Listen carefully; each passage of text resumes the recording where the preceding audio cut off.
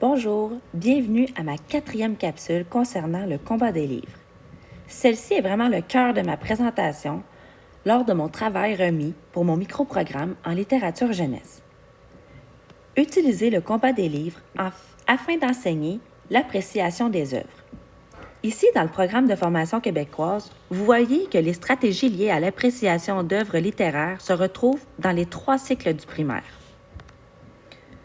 Plus précisément, dans la progression des apprentissages, apprécier des œuvres littéraires, ça veut dire s'ouvrir à l'expérience littéraire, établir des liens avec ses expériences de lecture, d'écoute ou de visionnement, témoigner de ses préférences envers certaines œuvres, participer activement à diverses expériences littéraires, prendre conscience des émotions ressenties et des sentiments éprouvés au contact des œuvres, et finalement, relier les œuvres entre elles, regrouper des œuvres semblables, ou encore constater des ressemblances et les différences entre les œuvres. Ici, c'est une excellente occasion de faire un apprentissage, mais aussi d'évaluer autrement le fait de témoigner ses préférences envers certaines œuvres, de prendre conscience des émotions ressenties ou des sentiments éprouvés au contact des œuvres, et puis de constater des ressemblances et des différences. Lorsqu'on fait l'enseignement de la conscience des émotions, ça aide vraiment aux élèves, à être capables de mettre des mots sur leur appréciation, de dire pourquoi ils aiment un livre plutôt qu'un autre. L'apprentissage de l'appréciation d'œuvres littéraires. Même si plusieurs lectures interactives ont déjà eu lieu dans ma classe, un enseignement explicite est nécessaire.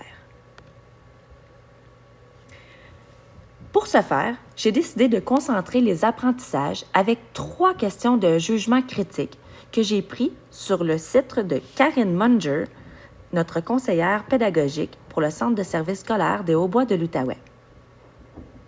Donc, pour chacune des 4 histoires, lors du retour en groupe, nous avons lu et répondu aux 3 questions.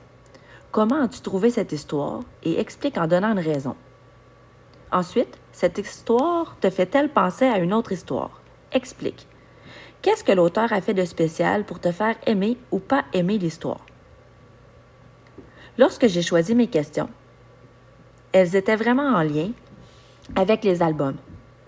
Par exemple, dans le journal intime d'une fée, il y a beaucoup d'intertextualité, c'est-à-dire qu'on fait référence à d'autres livres, comme Cendrillon, Blanche-Neige, La Belle au bois dormant. C'est pourquoi j'ai choisi cette question. Des élèves qui ont besoin de soutien.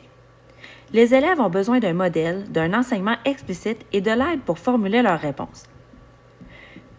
Si cela n'est pas fait, on retrouve, c'est souvent la raison en fait, que dans nos examens de lecture écrits, les élèves ont peu de raisons. Ils sont capables de répondre oui ou non s'ils ont aimé l'histoire, mais après, de faire référence à leur vécu ou de faire référence à un passage du texte, c'est très difficile pour eux.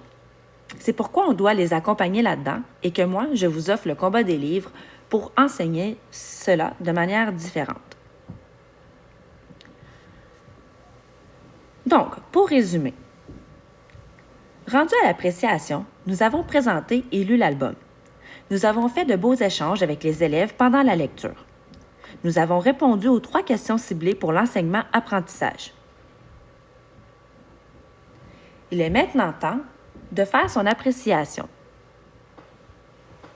Après, on refait le même processus pour le 2e album, en partant de la présentation jusqu'aux réponses des 3 questions ciblées.